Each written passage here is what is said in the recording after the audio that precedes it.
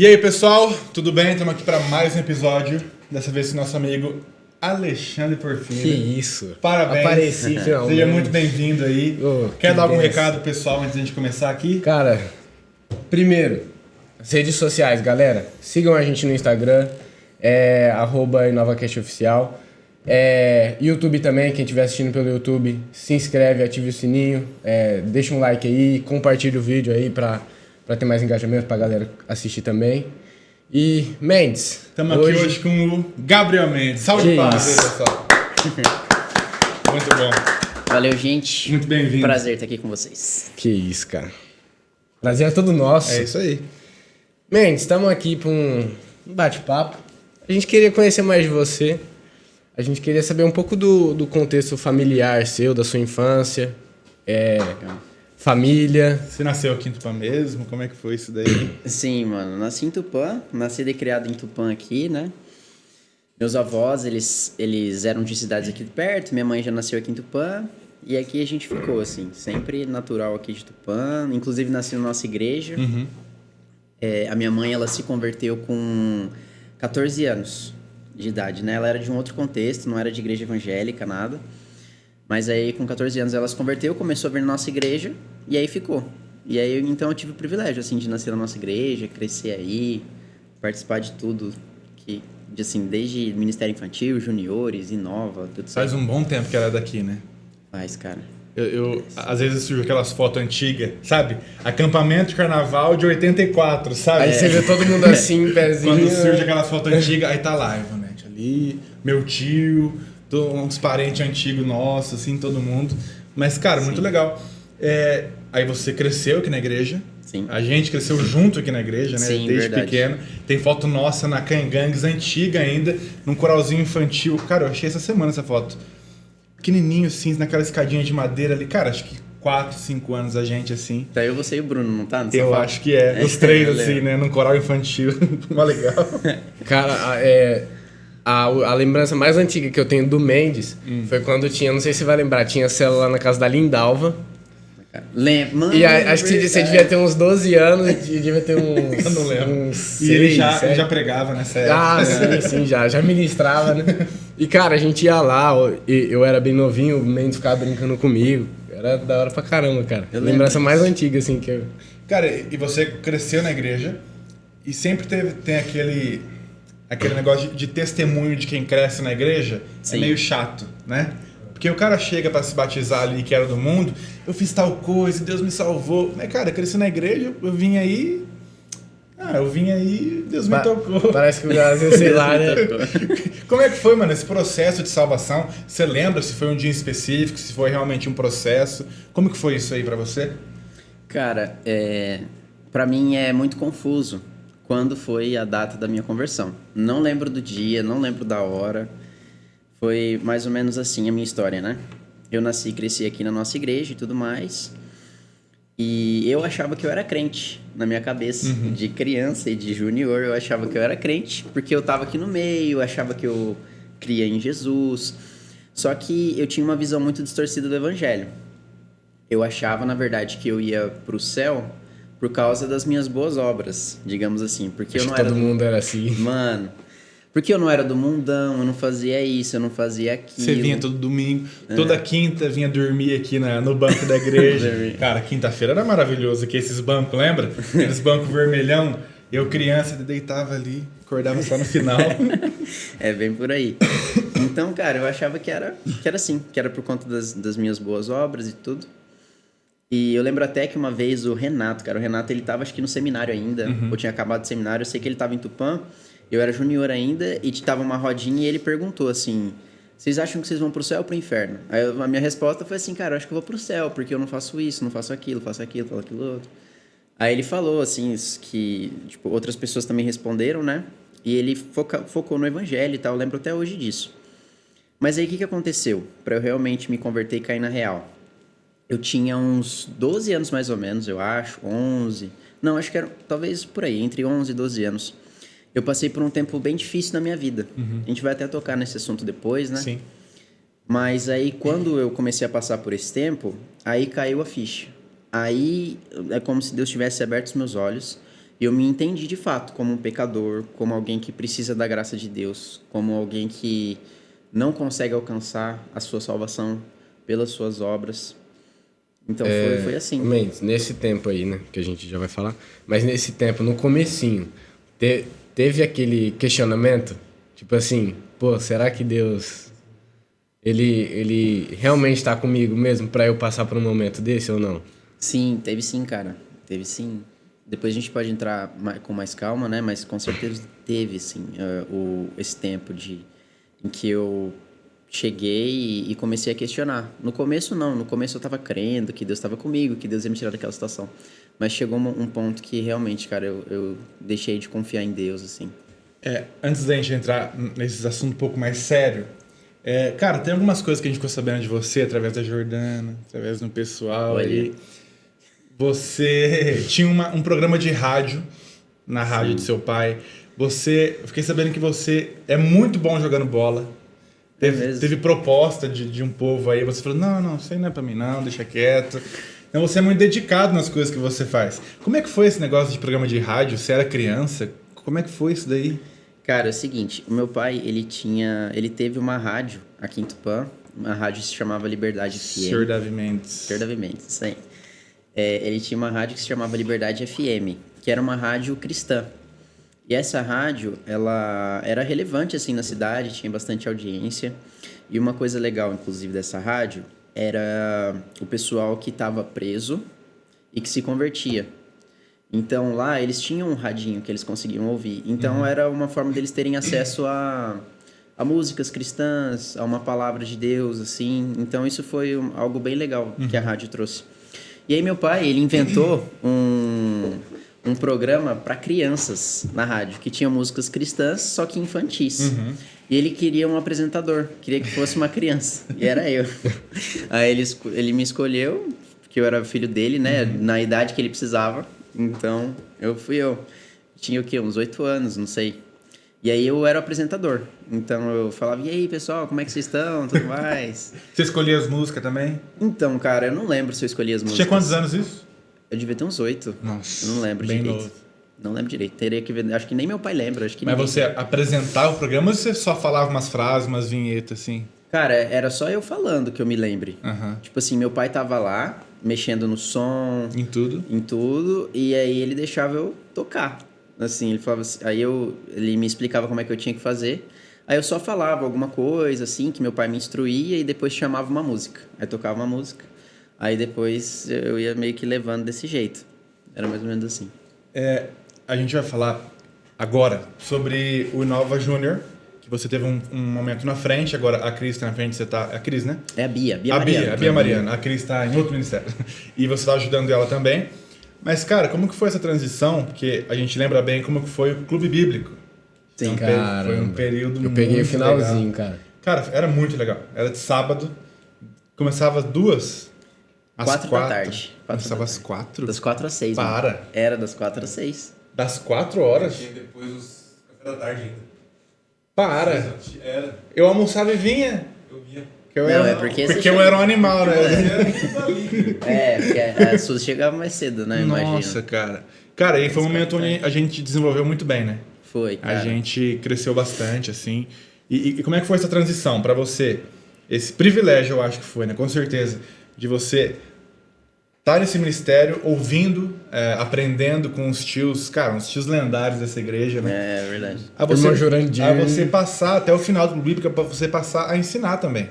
A ser líder, a ser tio ali também. Como é que foi essa transição de você sentando, ouvindo o pessoal falando, pra você começando a falar e dar aula pras crianças também? Legal, mano. Boa pergunta essa. Cara, eu lembro que quando começou o Clube Bíblico, eu fui muito privilegiado, porque quando começou, eu tava bem na idade de entrada. Acho que eu tinha uns 9 anos, e era de 9 a 12 na época.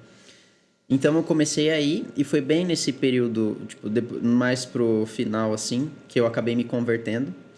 E foi muito importante pra mim na época o Clube Bíblico, cara, porque era um momento que eu tinha comunhão, assim, com a galera. Tipo, os tios, eles cuidavam muito da gente, né? Ensinavam a gente a palavra de Deus. Sim. Então, assim, foi muito especial, cara. Esse Clube Bíblico foi muito importante na minha vida, principalmente para ter envolvimento e criar amizades dentro da igreja. Acho que isso foi o principal. Mas aí eu lembro que aconteceu. Quando eu completei 13 anos, já era para eu deixar o clube bíblico. Mas aí eu tinha criado um envolvimento muito grande ali com a Suzy, né, com o Felipe e o pessoal ali, os tios. E eles me convidaram para ficar um pouco mais para ajudar a cuidar da molecada.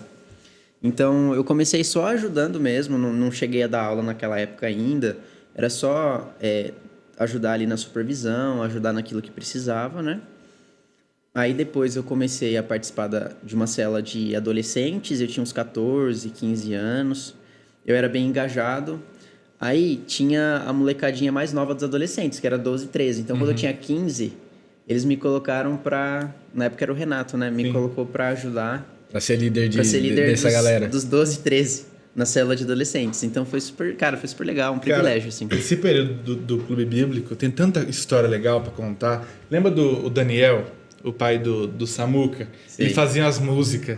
Não amei o mundo, nem o que nele há. Lembra? Ele pegava uns versículos pra gente decorar. Mas se alguém amar o mundo, E ele fazia... da hora, cara. Ele fazia as músicas. Até hoje. Mas tipo, muitas. Toda semana tinha um versículo pra decorar. E pra ajudar... Você lembra de mais de alguma? Lógico. E pra fala uma aí. Tem um rap, mano. Como que é? Aquele que é capaz de fazer infinitamente mais do que tudo que pedimos ou pensamos. É verdade. É isso aí. De acordo com o seu poder que atua em nós, a ele seja a glória. Efésios 3, 47. não é? Aí, mano, até o versículo rimava. Efésios 3, 20 e 21. Nossa, Caramba. é verdade. Cara, isso ajudava muito.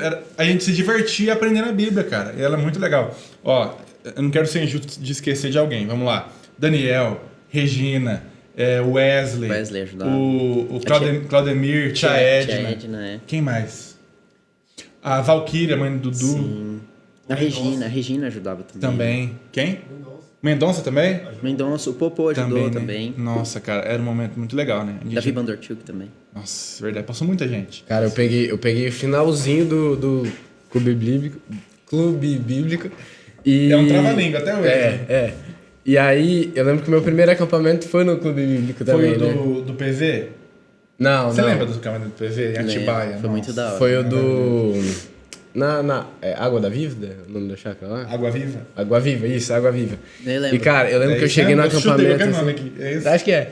Eu cheguei na chácara assim, eu olhei pra todo mundo. Aí eu comecei a chorar e voltei pra minha mãe assim, eu não quero ficar aqui. Mas depois eu fiquei, cara, e curti pra caramba, mano. Você lembra que no acampamento do PV em Atibaia, do Clube Bíblico, minha mãe era doida, totalmente. No nosso quarto tinha o Tarzan. Lembro, mano. Eu lembro dessa história, velho. Cara, e tem duas histórias legais desse acampamento. Que ele se queimou com o chuveiro. Cara, Ele era do nosso quarto, você lembra? lembro. Ele entrou no chuveiro assim, pra tomar banho, é lógico. Aí ele ligou assim, houve um barulho e não saía água. E ele assim, esperando. Em vez dele esperar pra fora, não. Caiu uma água fervendo nele. Aí, Mas assim, escalpelou assim o negócio, assim, saiu. Acho que caiu aqui. foi, cara. Ele teve que ir no hospital, mano. Foi no hospital. Deu queimadura. Foi. Caramba. E pra subir o ônibus pra gente ir embora? Que não subia. Não subia. Eu lembro. Aí uma tiazinha de Audi subia e outra seria de Fusca. A criançada, porque o ônibus não se conseguia. Trator puxando um ônibus, o cabo quebrava de aço. Cara, foi perrengue. Mas foi muito legal. Cara, Tem a história do médico louco também, mano. O médico tinha uma... Mano, é muito bom. Não sei quem tava no quarto comigo. Não sei se tá pegando o microfone. Dá pra ouvir o Samuel falando? Mais ou menos. Fala um pouquinho mais alto. Aí, tipo assim, eu tava no quarto do tio Wesley. E o Matheus tava no quarto também. Matheus que é Avon. Lembra dessa história, Matheus? Ele vai lembrar. E aí, tipo assim, tinha a história do médico louco, todo mundo tinha medo do médico louco, tá ligado? Que era uma casa abandonada numa floresta que tinha Que a ali. gente até visitou, mano. Isso. Aí, o tio Wesley, ele tinha o celularzinho dele e ele tinha um áudio, mano, de um grito. Você tá E, doido. tipo Nossa. assim, ele tava do lado da janela, mano, o Matheus. Tipo assim, ele botou play, nós tinha acabado de deitar pra dormir, deu... Tipo assim, eu lembro que tipo assim, foi um sacrifício pra todo mundo ficar quieto. Aí deu uma... Foi mesmo. Foi. Umas 2 horas pra todo mundo ficar quieto, Depois assim. que todo mundo ficou quieto, ele soltou o grito. Do nada, o Wesley soltou o grito e eu fiquei em choque, mano, porque realmente parecia que tava vindo de fora. A gente tava lá no alto, parecia que a pessoa tava sendo arrastada. Aí, Traumatizou Mateus, as crianças. coitado, ele começou a chorar, mano. Pois Começou é. a chorar, ai meu Deus, tio, O médico maluco vai me começou a matar. chorar, mano.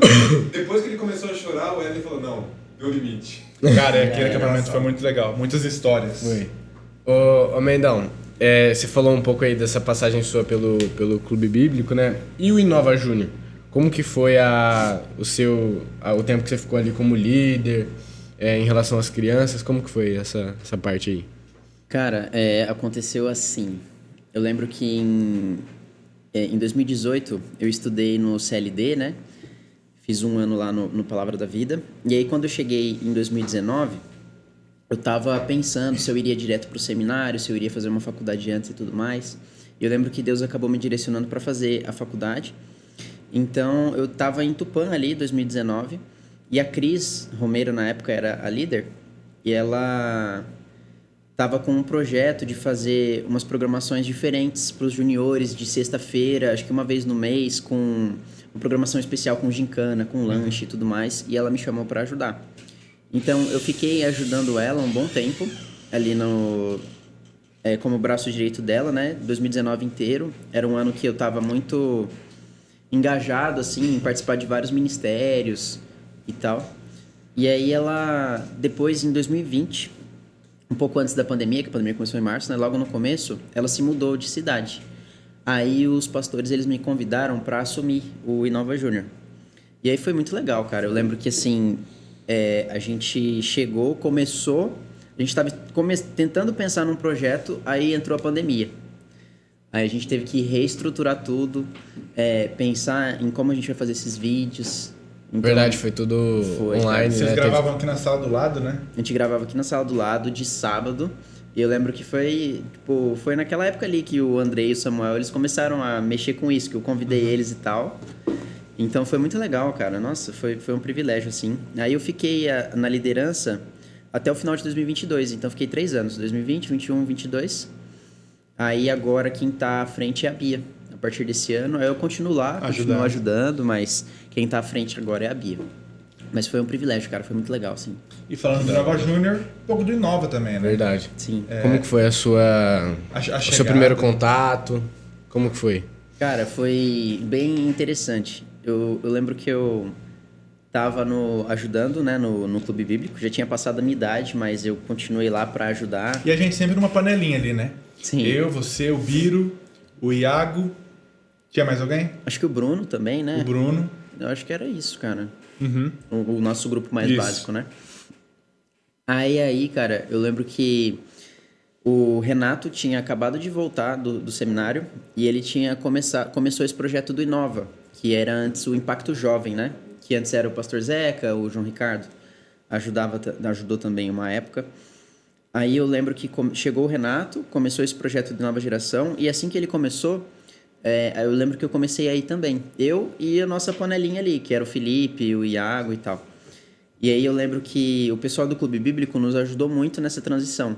Eu lembro que tinha até o Claudemir, que infelizmente ele já morreu, ele sofreu um acidente de moto. Ele era um dos tios lá do Clube Bíblico, né, um dos líderes, e ele foi com a gente em alguns cultos do Inova. Então ele ia com a gente lá pra gente não se sentir sozinho, não se sentir deslocado.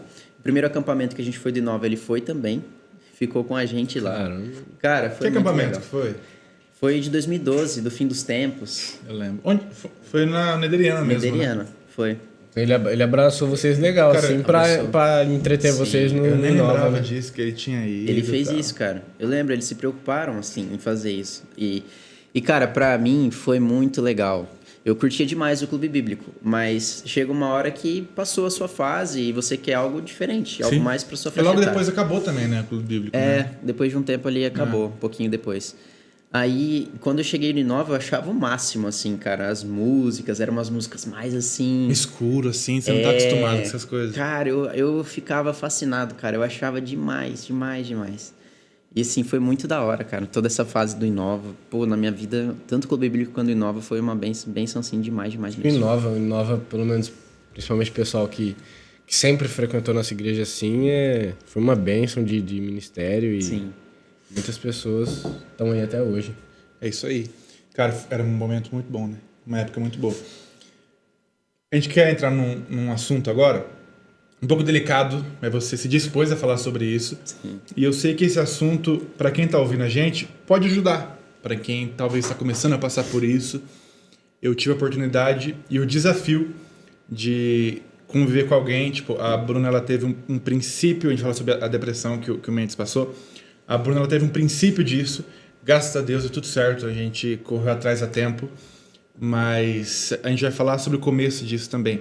Mendes, como é que foi para você? Porque você ficou, não afastado da igreja, mas você ficou sem vir para a igreja por um longo tempo. Anos, eu diria, uns 2 anos? Foi uns 2 anos, cara, que eu passei por esse tempo todo, assim, o processo mais grave que eu passei foi uns 2 anos. E a gente conversou anteriormente que tudo isso começou com um pouco de ansiedade. Sim. Como que surgiu isso daí, todo esse assunto que marcou, né, sua vida aí? Marcou. Foi assim que aconteceu a história. O período mais grave que eu tive foi de 2015, mais ou menos de março de 2015 até junho de 2017. Com quantos anos você teve? Cara, o período mais grave, eu tava no ensino médio, terceiro colegial, eu tinha o quê? 16 anos. Por aí. Mais ou menos 16 anos. Depois eu fiz 17 no final do ano, isso mesmo, eu tinha 16 anos. Mas como é que começou? Começou quando eu tinha 12. Tinha 11, 12, não lembro. Eu tava no 8º ano da escola. No Adventista. No Adventista. Tava lá e um dia normal, uma aula normal, eu comecei a passar mal. Comecei a me sentir mal. Meu estômago começou a não ficar legal e tudo fui começando a suar frio e tudo começou a escurecer, assim. Aí eu falei pra professora, quando tipo, eu vi que que não tinha mais jeito, eu me levantei e falei, professora, eu preciso ir ao banheiro. Ela falou assim, não, agora não e tal, porque ela não sabia. Aí eu falei, professora, eu tô passando mal. No que eu falei isso, cara, eu desmaiei. Eu caí na sala. Entendo muito bem isso de desmaiar, viu? Eu já desmaiei umas 3 vezes. Já desmaiou? Vixe. Então, cara, eu desmaiei. Eu lembro como se fosse hoje, assim, eu acordando, tipo, parecia que tava tendo um terremoto quando eu acordei. Que tava tudo uma barulheira, um bagulho assim, louco. Meio desnorteado, assim. Totalmente desnorteado. O tio Valmir lá. O tio Valmir tá lá até hoje. Então, cara, eu nem lembro se ele tava naquela época. Eu acho que ele veio até depois, não lembro. Mas aí, o que acontece? Depois disso, eu saí ali, era numa sexta-feira. E no final de semana eu fui em médicos em Marília para ver se tinha algum problema. Fiz exames, coisas assim, e não deu nada. Aí na segunda-feira eu voltei para a escola normalmente, como se não tivesse nada acontecendo. Tive uma aula, tive outra aula. Cara, eu tava de boa, eu tava até zoando com os meus amigos sobre o que tinha acontecido e tal. Aí, cara, o que acontece? A professora que tava na sala, quando eu desmaiei, ela entrou para dar uma aula dela. Quando ela entrou, cara, eu comecei a passar mal de novo. Que eu falei assim, mano, eu vou desmaiar. Você começa a ter medo de passar mal. Exatamente. Ter ansiedade com medo de ter ansiedade. É mais ou menos isso. Isso. Eu falei assim, cara, eu comecei a ficar assim, cara, eu comecei a passar mal de novo. Era como se fosse um negócio dentro de mim, acontecendo algo dentro de mim, como se aquilo fosse acontecer novamente. E aquilo começou a me dar um medo, me dar um medo, me dar um medo. Aí eu lembro que eu fui pra casa naquele dia. Eu fiquei uns dias sem ir pra escola, né? E foi um tempo difícil, assim. Eu fiquei uma semana sem ir pra escola, depois eu voltei. Mas era uma luta. Às vezes eu começava a passar mal, aí eu fui aprendendo a administrar, assim. Quando eu tava passando mal, eu saía, ficava um tempo fora, respirava, depois voltava. Só que tinham momentos muito difíceis, assim, que às vezes eu ficava umas 2 semanas sem ir pra escola. Mas tinha momentos muito tranquilos, que eu ficava uns 6 meses sem não ter nada. Durante esse período, desde os meus 12 anos até os 16, que foi quando o negócio ficou grave, né? Eu ia administrando dessa maneira. E aí, nisso, minha mãe me levou em médico, me levou, na época, em psicólogo, para tentar entender o que estava acontecendo comigo. Mas foi isso. Eu comecei a criar um pânico, né? Um medo de ir para a escola, com medo de passar mal e cair e acontecer alguma coisa comigo. Tive esse trauma e comecei a ter que lidar com isso. Cara, em 2015, quando eu estava no terceiro colegial, mais ou menos em março, eu não lembro direito o que aconteceu. Não lembro. Eu lembro que eu tinha idas e vindas, né? Igual eu já comentei. Ficava bom, depois tempo bom, depois tinha crise. Eu tive crise, só que a minha crise foi muito mais grave dessa vez, porque antes eu ficava só sem ir para a escola. Era esse meu problema.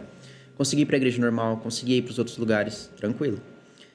Cara, eu comecei a ficar numa crise, normalmente eu ficava umas 2 semanas e voltava. Só que eu não voltava dessa vez pra escola.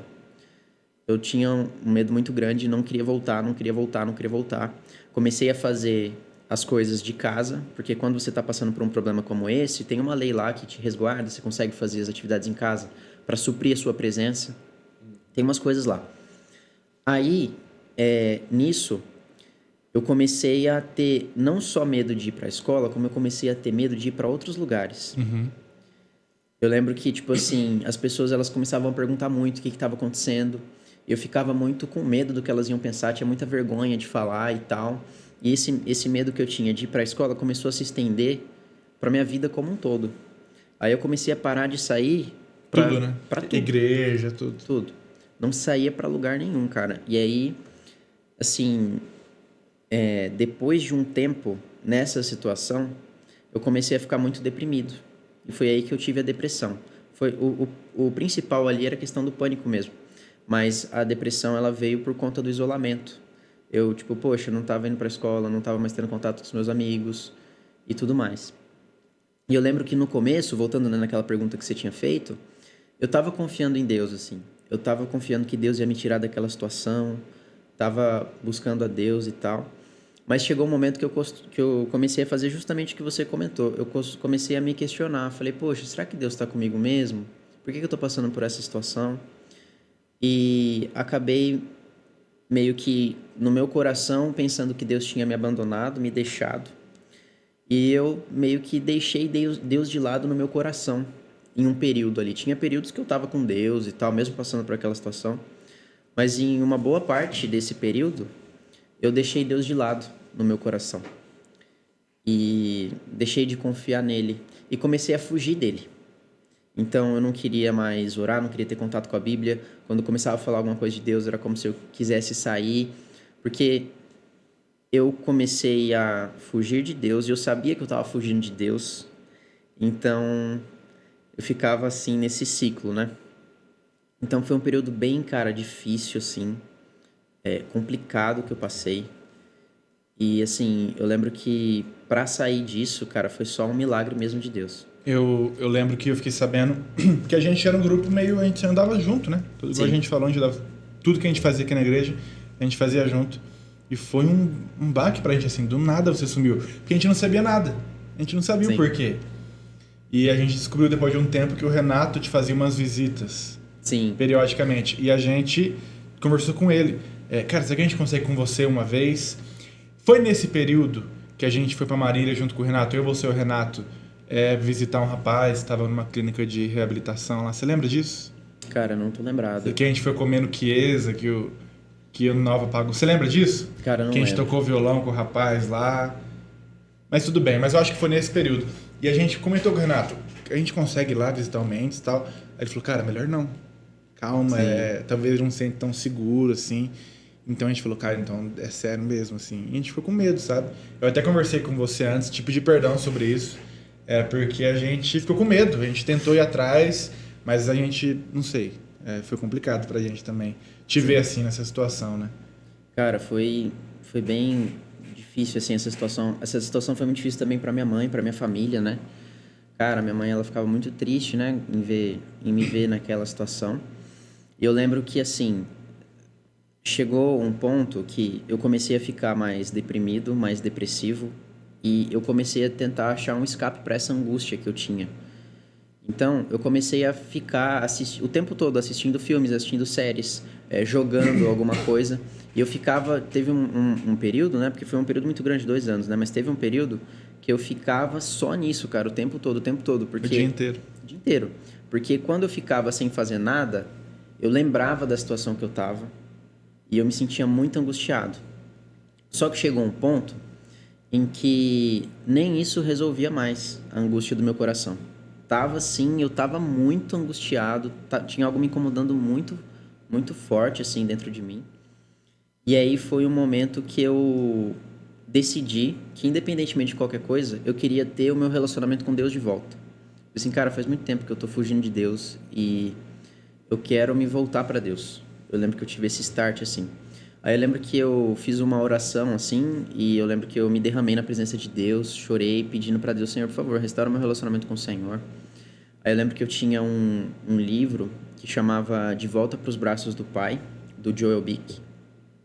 E eu li aquele livro, e aquilo foi um start, assim, para ter o meu relacionamento com Deus restaurado.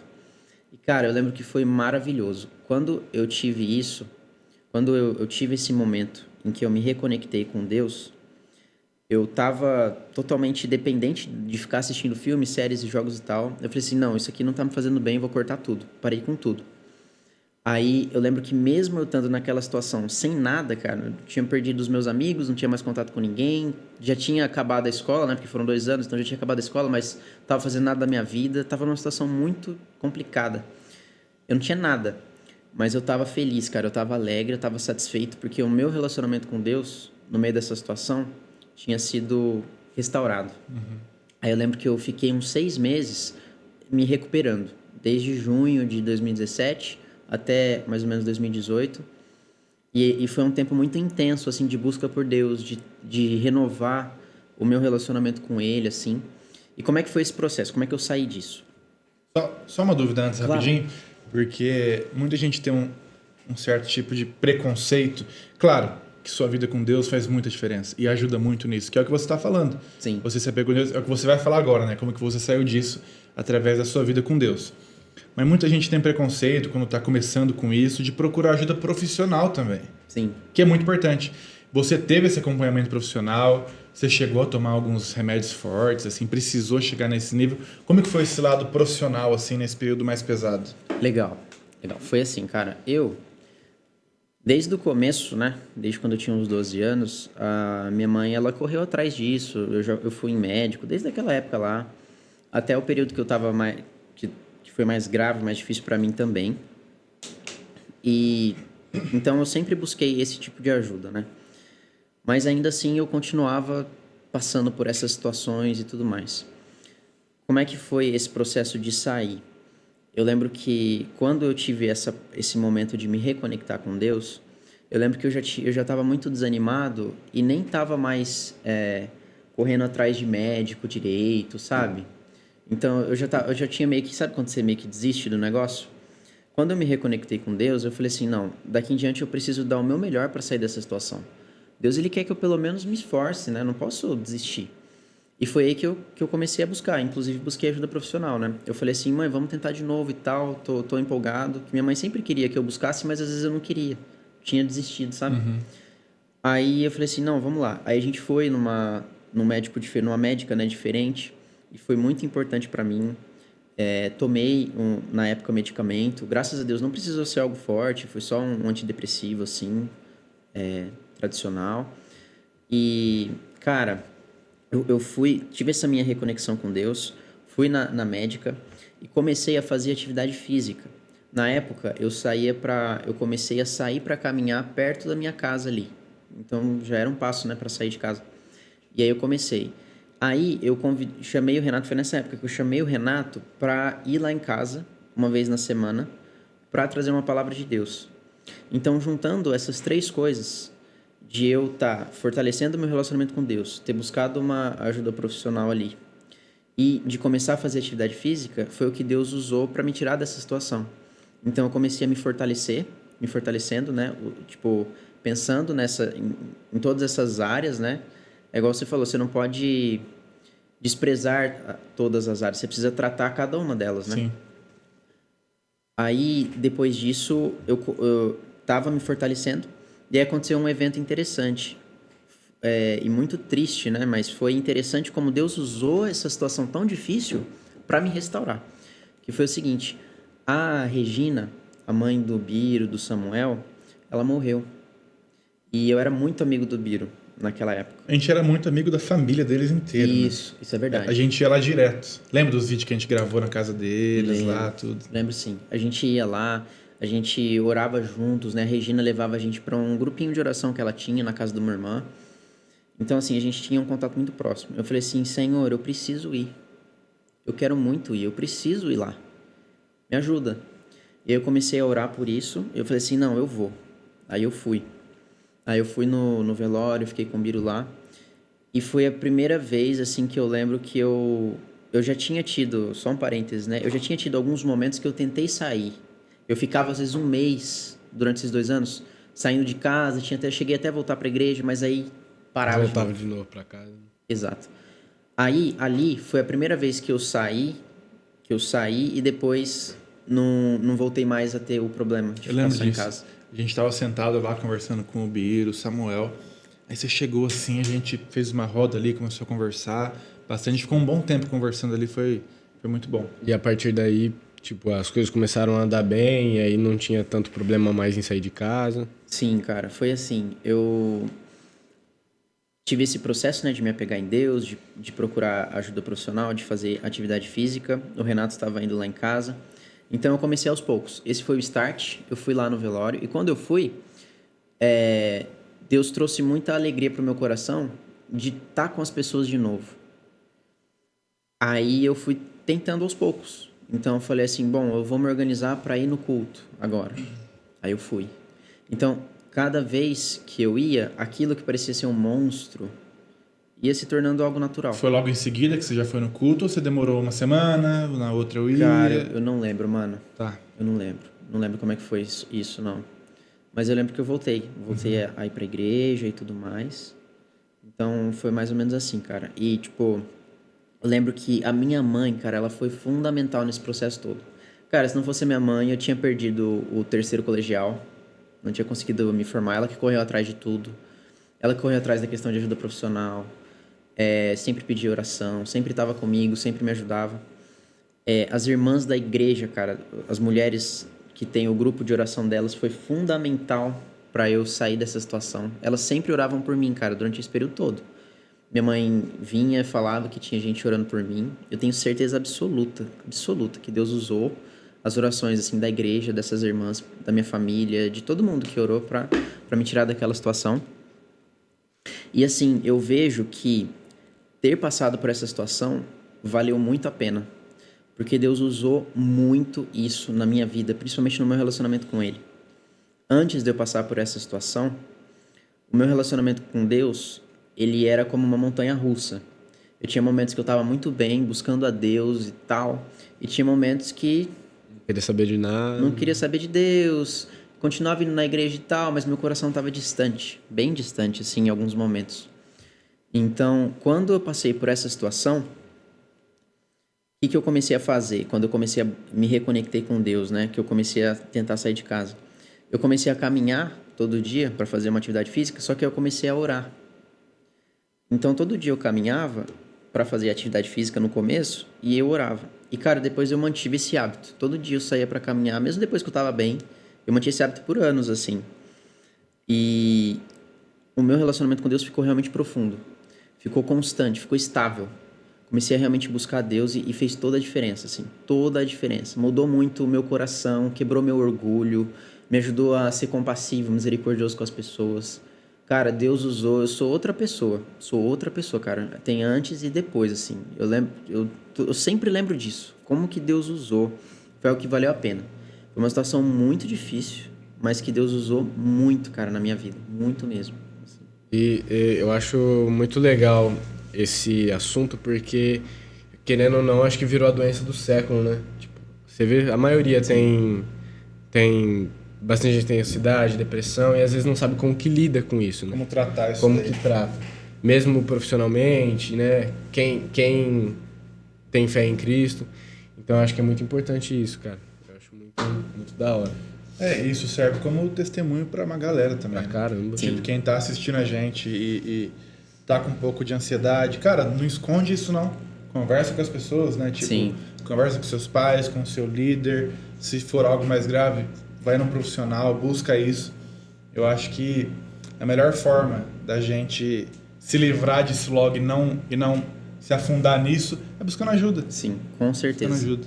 E, cara, uma coisa que eu vejo, assim, na minha vida, que eu testemunho, assim, como que Deus foi maravilhoso, é a restauração que Deus fez em mim. Porque, cara, em muitos momentos, quando eu tava ali naquela situação, parecia totalmente impossível eu viver o que eu vivo hoje. De, tipo assim, não ter mais problema com isso, de conseguir trabalhar, de conseguir estudar, tô noivo, vou me casar. Cara, naquela época, pra mim, isso era impossível. Tipo, eu não conseguia me ver numa situação dessa. Tipo assim, foi um processo longo. Eu lembro que depois que eu voltei à vida normal, eu levei um baque muito grande. Foi difícil, cara. Foram os anos que, logo depois, assim, foi difícil. Mas Deus, ele sempre me sustentou. E ver, assim, a restauração de Deus, ver como que Deus ele pode fazer um milagre, é impressionante. Então, não importa o quanto você está afundado, né, em depressão, em pânico, em qualquer situação que seja. Cara, Deus ele pode te restaurar de uma forma que você não imagina. É um milagre, assim. Eu, minha mãe, as pessoas que viam de perto, cara, ver que é um negócio, assim... Eu, às vezes, dava a impressão que eu não ia sair, cara, daquilo lá, em alguns momentos. 2 anos, assim, é muito tempo, naquela situação. Muito tempo. E assim, isso veio desde quando você tinha 12, 13 anos, aí gradativamente foi piorando, vamos dizer assim, né? Isso, eu tive altos e baixos, mas, tipo, tive altos e baixos e tal, mas o negócio ficou grave quando eu tinha uns 16 anos, no ensino médio, mais ou menos. Mas é isso. Cara, graças a Deus pelo seu testemunho. Ainda bem que deu tudo certo, você tá aqui com a gente hoje. E Mendes, uma pergunta aqui. Eu tava pensando assim, Mendes vai vir, preciso perguntar isso pra ele. Desde o começo, assim, desde os seus, sei lá, 13, 14 anos, a gente sempre comentou assim, cara, você vai pro seminário, vai ser pastor. Não, certeza, é certeza. É certeza. Tem muito perfil, né? É certeza. Você vai, e surgiu esse comentário até de você também e tal. Aí você chegou em mim um tempo atrás, 2019 talvez, que a gente conversou na padaria ali embaixo, na esquina. É isso mesmo. Falou, mano, vou fazer uma faculdade. Como que foi isso? Essa decisão, se você realmente queria ir pro seminário, se você ainda vai, como que tá isso aí de faculdade e seminário? O que você tá pensando sobre isso? Legal. Cara, é o seguinte, tipo assim, depois que eu me converti e tudo mais, Deus ele foi me capacitando para servir, assim, a igreja, né? Então, às vezes eu percebi uma pessoa que estava um pouco mais de lado, no Inova, eu tentava chegar para essa pessoa, tentar trazer ela para enturmar a galera, tive a oportunidade de dar aula pro pessoal, então eu fui, assim, servindo a Deus de acordo com as oportunidades que apareciam, de acordo com a necessidade da igreja. E, tipo, as pessoas, elas foram reconhecendo. Algumas pessoas vinham, né, comentavam comigo, né, se eu não tinha desejo de ser pastor e tudo mais. E aí eu comecei a colocar isso em oração. Até hoje eu oro sobre isso, né. E eu lembro que quando eu fui pro CLD, um curso lá... Foi? 2018. Você foi junto com o Matheus ou o Matheus foi depois? Matheus foi uns 2 anos depois, eu acho. A Jor fez também, né? A Jor fez lá no Nordeste, mas ela fez também. Acho que foi onde minha mãe fez também lá. Isso, eu acho né? que foi lá. Recife? Recife. Foi lá mesmo. Que legal. Lá é muito bom, cara, aquele PV de Recife. Mas, enfim, aí, cara, quando eu tava lá, assim, no CLD, eu comecei a orar muito por isso e Deus foi confirmando, assim, no meu coração esse desejo de servir de forma integral no reino dele e tal. Não sabia exatamente como, se ia ser como pastor, missionário, mas eu queria desgastar minha vida nisso. Aí, quando eu voltei pra igreja, eu cheguei já querendo, não sabia direito como é que ia ser isso. Tava pensando, tipo, tava em dúvida. Será que eu tenho que ir logo depois que eu acabar o CLD e tal? Aí, o que o Renato e o Paulo, eles proporam pra mim? Falei assim, Gabriel, ia ser muito bom se você passasse 1 ano aqui na igreja, fazendo como se fosse um estágio. Servindo bastante, conhecendo vários ministérios, fazendo discipulado, para você entender como é que é a vida da igreja, para você ver se é isso mesmo que você vai querer da sua vida e tal. Para você amadurecer também, vai ser muito bom. Aí no final desse ano você decide se você realmente vai querer ir pro seminário e tal. E aí durante esse ano, eu fui fazendo isso, né? Me envolvi, comecei a servir em vários ministérios, peguei um monte de discipulado para fazer também, foi um ano muito legal. E quando eu estava chegando no final, durante o ano todo, eu tinha na cabeça que eu ia pro seminário no ano seguinte. Mas aí eu comecei a pensar, comecei a orar mais seriamente sobre isso, acho que em outubro mais ou menos, para Deus me direcionar. E o Paulo e o Renato, eles recomendavam que eu fizesse uma faculdade antes, né? Eles tinham essa recomendação, achavam que ia ser bom, né? Eles têm essa recomendação para todos e tal, mas não era, tipo, algo obrigatório, digamos assim, mas era uma recomendação deles. E aí eu tava orando bastante por isso, e Deus, cara, deixou muito claro que ia ser muito bom eu fazer uma faculdade para amadurecer o meu relacionamento com ele, para ter uma rotina assim de trabalho, de estudo, antes de, se um dia, né, Deus me chamar para o ministério, passar por essa experiência. E eu via que eu precisava amadurecer muito ainda, em muitas áreas da minha vida, que eu era muito novo, e eu decidi fazer faculdade. Então hoje eu estou estudando, né, faço pedagogia, vou terminar agora. Esse é o meu último semestre. E durante esse ano todo... São quantos anos de pedagogia? 4 anos, mano. Na Facate? Isso. Eu comecei na Facate, depois, quando veio a pandemia, eu mudei para Unicesumar, que é EAD, à distância. Então, foi isso, assim, é isso. Aí, o que eu tenho pensado? Tenho orado, né? Agora que, como Deus me direcionou para a faculdade, naquele momento, eu falei assim, cara, vou dar meu melhor para aprender o máximo que eu puder, amadurecer. E quando eu estiver no final, eu volto a orar sobre isso para ver o que Deus tem para minha vida. E foi isso que eu fiz, cara. Servindo a igreja, trabalhando, estudando.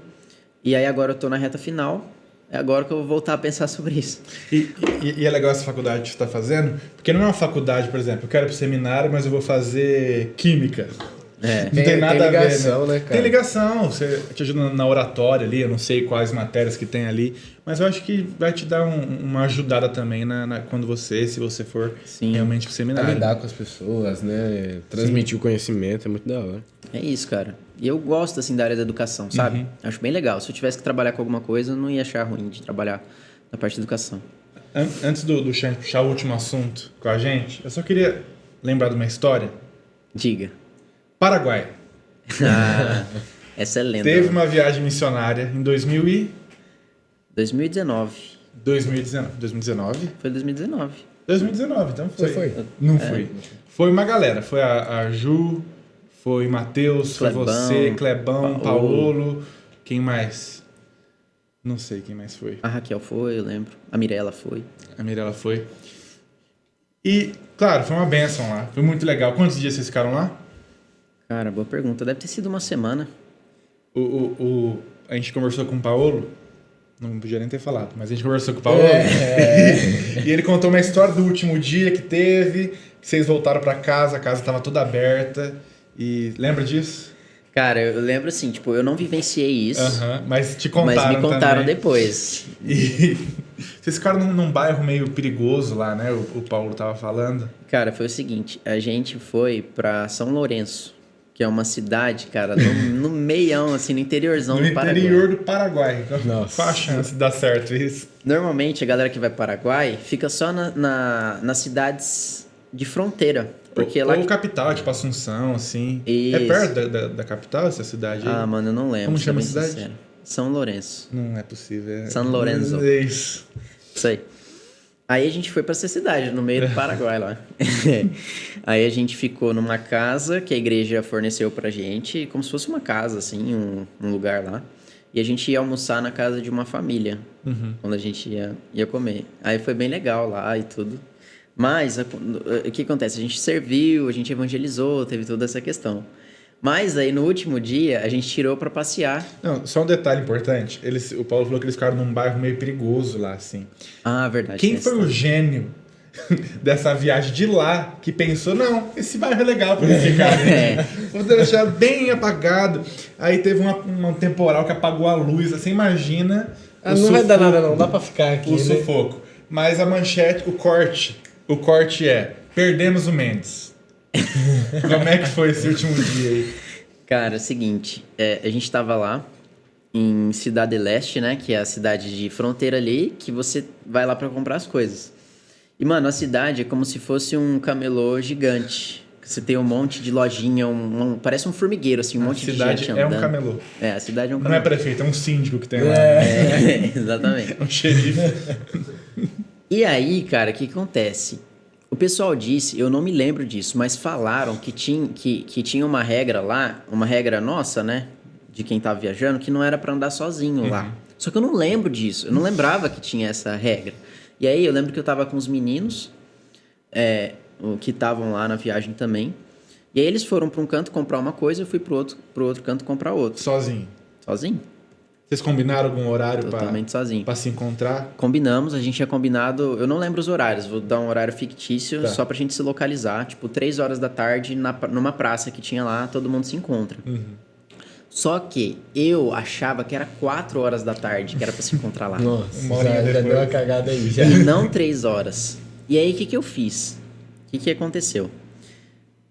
Os meninos foram comprar outra coisa, eu fui comprar outra e eu, mó de boaça, né?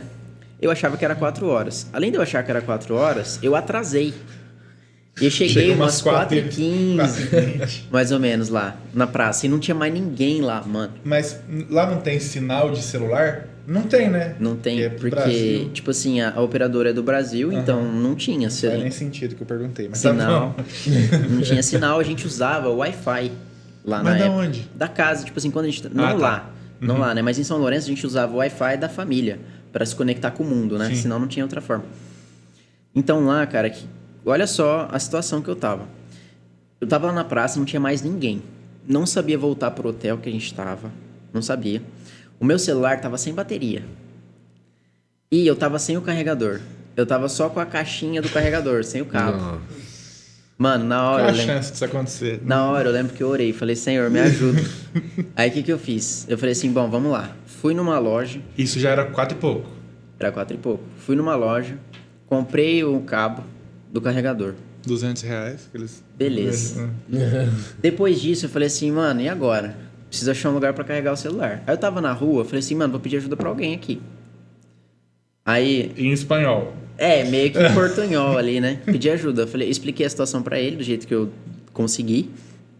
E ele falou assim, ó, ali tem um poste de luz que tem uma tomada. Aí eu lembro que a gente tava num lugar alto, assim, que era como se fosse uma ponte, e tinha o poste que ficava do outro lado. Aí tinha um espaço assim. Aí eu me estiquei assim, encaixei lá na tomada.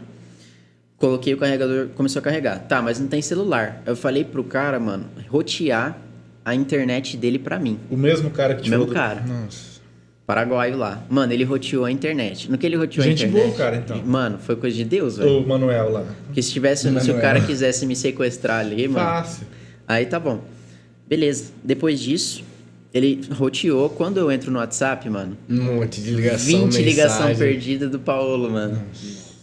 Cara, eu lembro que eu liguei pra ele na chamada de áudio. Ele, mano, onde é que você tá? Eu falei Bravo, assim, né? cara, onde é que você tá? Eu falei assim, cara, eu tô... Aí eu expliquei, eu me confundi, não sei o que e tal. Aí ele falou assim, não, fala onde você tá que o Kleber vai te buscar. Mas isso já era bem mais tarde. Porque Já até era mais você pegar o tarde. carregador, conversar com o cara, pôr pra carregar. Isso, teve um tempinho aí. Aí, tipo... eu falei pro Paulo, Paulo, eu tô perto de uma loja tal. Aí ele falou assim, não, vai nessa loja que o Kleber tá indo aí. Aí eu fui lá, aí chegou o Clebão, aí eu falei assim, mano, eles vão acabar comigo. Já era. Já vão me deixar aqui. Mas, cara, eles foram super gente boa, assim, comigo, tanto o Kleber quanto o Paulo. Eles estavam, tipo, precisava pra você perceber que eles estavam muito bravos. Só que comigo, eles Conseguiram se se conter, né? controlaram e tal. O Paulo comentou, Então. ele não falou que estourou, mas ele falou realmente, eu tava muito bravo. Muito bravo. E teve um detalhe acho que você não viu, que o Paulo comentou que o Kleber falou assim, Paulo, calma, Paulo. Calma. Não, vai lá, deixa eu conversar com Aí ele. acho que o Paulo falou. Sei lá. Deixa eu conversar com ele. Ele falou, não, calma, Paulo, calma. Porque imagina, você perdeu o Mendes. Mano, você imagina você voltar pra Tupã. A Ivonete, aqui na frente, vocês vieram de ônibus? De van. De van. Nossa, de van. Nossa. De van, mano. Chato. Aí vocês aqui, a Ivonete com o carro aqui, ó, esperando. Aí desce o Matheus, desce o Paulo, Kleber, a Ju, desce o motorista e fecha a van. Pera. Aí o Paulo, Cadê? a gente perdeu o Mendes. Como que perdeu o Mendes? Não resisti. Lá não tem polícia, né? Tipo assim, o cara com cavalo que bate na pessoa. Sei Não lá, deve mano. ter. Meio impressionante isso daí. Não sei como é que é, não. Mas, cara, foi muito de Deus, assim. Deus foi muito misericordioso. E eu fui muito sem noção, totalmente. Né? Totalmente. É isso. Ô, Mendão, puxando o último assunto agora. Você aí tá noivo, né? Tô noivo. Vai casar quando? Janeiro. Janeiro. Dia 20 Casar de em janeiro. Uma semana antes do meu casamento. É isso. Ah lá. Impressionante. É isso. Por pouco a gente não mata os convidados pra metade. E conta pra nós aí, como que você conheceu ela? Como que foi todo o trajeto do namoro? É a distância, né, também, distância. né? Ela Como mora- que é Ela a mora onde? Tocantins. Cara, Em Palmas. Palmas. distância? É. E fala qual que é a dificuldade também, né, de namorar à distância aí. Legal, cara. Esse é um assunto interessante. Quando eu tava em 2018, eu fui pro CLD e eu conheci ela lá, que tinha uma galera do Brasil inteiro lá, né, pra estudar.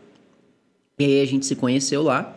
Na época, tanto eu quanto ela, a gente foi pro CLD não querendo ter nenhum tipo de relacionamento. A gente queria focar só em Deus e tal.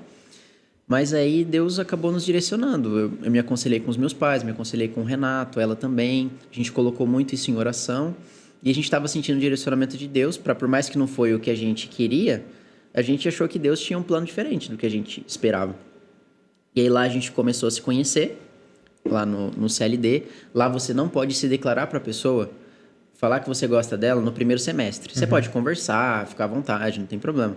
Mas você não pode falar que você gosta da pessoa no primeiro semestre. Porque o pessoal chega muito carente, então precisa ver se é isso mesmo, tal. Aí no segundo semestre eu pedi autorização, eles me liberaram para eu me declarar para ela. Então a gente já estava conversando e tal, me declarei. Mas lá você não pode ficar junto, assim, De mão dada, não. Sim, não pode. Você não pode de mão dada. Você pode conversar, você pode estar junto com a pessoa, desde que seja à luz do dia. Mas no segundo semestre, você pode se declarar, mas você não pode começar o namoro. Não, começar o namoro... Tipo assim, não é que não pode. Lá, eles não recomendam. Eu lembro que, assim, eles até recomendaram, eles deram um conselho. Falaram assim, ó, vou dar um conselho pra vocês. Como o relacionamento de vocês vai ser à distância, começa a namorar uns meses depois que vocês já tiverem cada um no seu canto, pra ver se vai dar certo. E a gente achou um bom conselho e seguimos esse conselho. Aí eu lembro que a gente finalizou lá em dezembro os estudos. Ela voltou pra Palmas, eu voltei pra Tupã. E aí, em abril, na Páscoa, eu fui pra lá, pra Palmas. Eu lembro que eu cheguei de surpresa pra ela, combinei com a família dela, mas pra ela foi uma surpresa. E eu pedi ela em namoro lá. E aí a gente começou a namorar. E aí a gente namorou uns 3 anos, aí a gente ficou noivo. E aí até o nosso casamento vai dar 1 ano e meio de noivado. Então foi um bom tempo aí de namoro. E, cara, foi muito pela graça de Deus. A gente ter... E foi uma bênção, assim, o namoro. Mas Deus teve que nos sustentar bastante. Porque, cara, lá onde ela mora numa chácara. Não tem sinal de telefone lá. Eu tenho um preconceito que o estado inteiro é uma chácara. Não tem cidade grande. Cara, ela mora numa chácara, ela não tem sinal de telefone e a internet é zoada, mano. Nossa, velho. Em alguns momentos, né? Em alguns momentos é muito boa a internet, mas às vezes dá pior. Duro que vocês necessitam da comunicação Exato. pra fluir ali o relacionamento, né? Exatamente. Mas, cara, Deus nos abençoou muito. Foi bom, cara, em vários motivos foi bom. O relacionamento à distância, ele tem muitos pontos positivos. Principalmente para nós que somos cristãos e tudo mais, ele tem muitos pontos positivos. Mas é difícil, né, a questão de estar longe. Mas Deus nos sustentou e foi uma bênção, cara. E eu louvo muito a Deus pela vida da Evelyn, né, minha noiva. A gente pretende se casar aí em dia 20 de janeiro. E eu lembro que, para fechar a história, lembro que quando eu estava no seminário, eu lutava muito com autocomiseração, de me achar muito coitado, de ficar reclamando das dificuldades e tal. E o meu sonho, cara, no meu coração, o que eu mais orava para Deus é para que eu tivesse um coração de alguém que tá sempre satisfeito, tá sempre feliz e alegre. E ela era essa pessoa. Ela, cara, mesmo passando por dificuldades, ela tava sempre contente em Deus. Ela era a pessoa que agradecia por tudo, que tudo era um sonho, que tudo era maravilhoso, por causa do olhar dela, o olhar que ela tinha para as situações. Não é que a vida dela era mais fácil que a minha, entendeu? Era a maneira como ela enxergava tudo. E isso, cara, me impactou muito e me chamou muita atenção, né? Foi algo que me cativou. E é isso, cara, nós vamos casar. Já teve a oportunidade da sua família ir pra lá, conhecer a família dela? Ou eles não se conhecem ainda? Já foram. Já foram. Minha mãe, quando eu fui noivar, em julho... Você vai uma ou 2 vezes por ano, assim, por aí, essa média? A gente se vê umas 2 vezes no ano. Normalmente eu vou uma vez e ela vem outra. Ah, tá. Normalmente.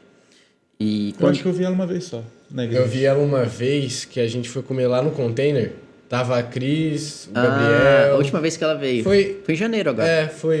Eu não vi ela em janeiro agora. Se foi aniversário de alguém, o que foi, mas... Mas ela passa, tipo, uma semana aqui. Normalmente é uma semana. Então provavelmente eu não tava. Mas eu acho que eu vi ela uma vez, acho que no passado, que ela veio assim só. Isso. Então eles já se conhecem, já as famílias. Já quando eu fui noivar, minha mãe foi lá conhecer a família deles. Tudo certo, então.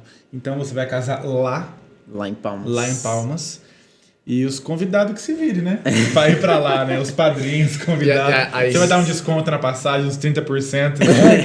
um código CVC. Aí você pretende ficar por lá? Cara, a gente vai casar lá, mas depois a gente vem morar em Tupã. Nosso planejamento é morar 1 ano em Tupã, nosso primeiro ano de casados, e depois só Deus sabe. Sim.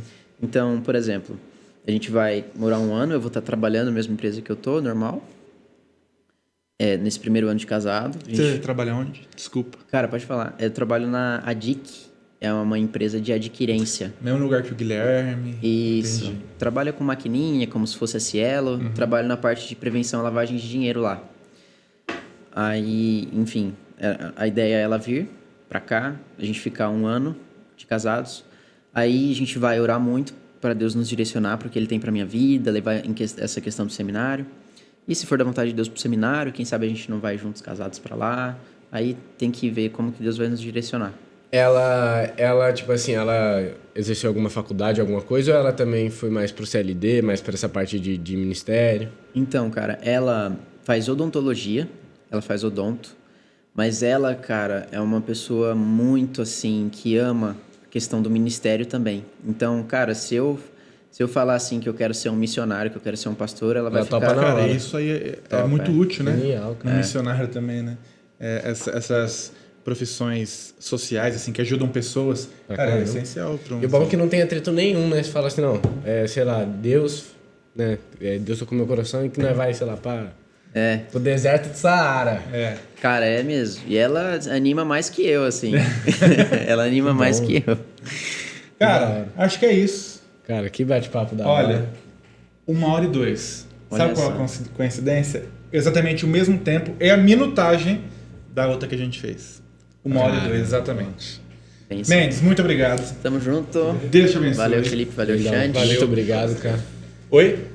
Pra do meio, só um recado pra vocês rapidinho. Segue a gente nas redes sociais e NovaCast Oficial. Agora um recado pra você muito importante. Isso pode vir até um corte. Olha aqui. Presta atenção em mim. A gente tá com, sei lá, 300, 400 visualizações nos vídeos. Mas tá com poucas inscrições. Se você não se inscrever, a gente não tem como continuar esse projeto aqui. Porque a gente precisa de inscritos pro YouTube divulgar mais nossos vídeos, pra gente conseguir ter mais estrutura para estar aqui. Então, por favor, você já tá aqui na tela, você já tá aqui, ó. Aperta o joinha para cima para curtir o vídeo e se inscreve. Por favor, vai ser muito importante pra gente. É isso? Lembrando também... Canal de cortes também. Tudo na bio do Instagram. Você aí que tá assistindo, mas também não tá pisando o pé na igreja, é muito importante, picareta, isso, você aparecer no Inova, que é todo sábado às 7h30, domingo, 9h da manhã e também 7h da noite aí com culto de oração e... Fechou? Isso aí. Obrigado, pessoal dos bastidores aí. Deus abençoe vocês, tamo junto. É nóis. Valeu!